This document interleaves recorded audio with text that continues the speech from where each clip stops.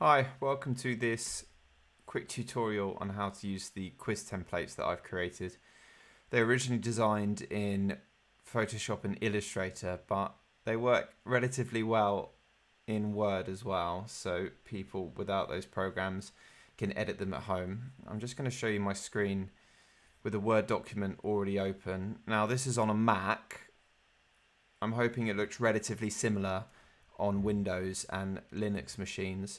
And you'll see that this is the Valentine's quiz template, but it's going to work the same for Christmas, Halloween, and any other templates that I create. It just so happens that we're coming into February and the Valentine's quiz was the last one that I put together.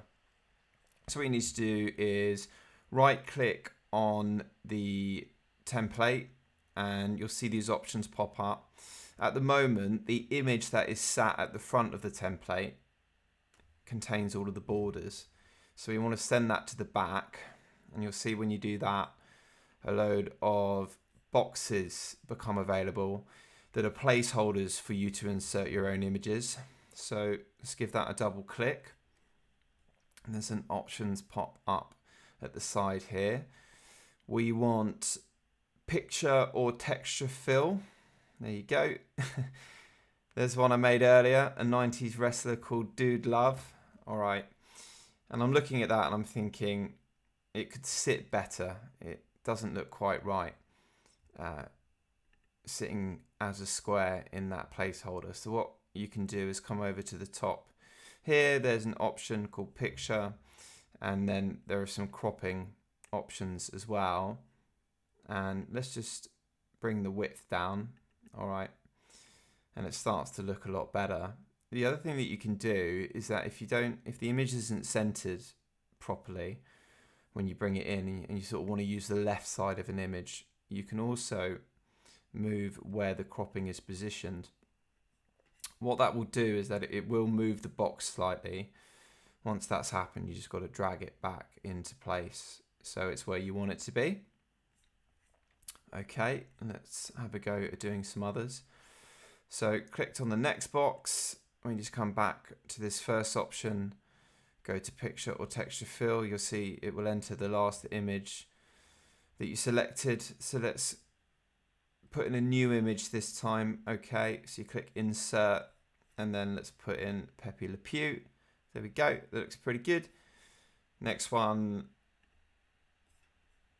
let's try one final one. So again, insert Mr. Darcy.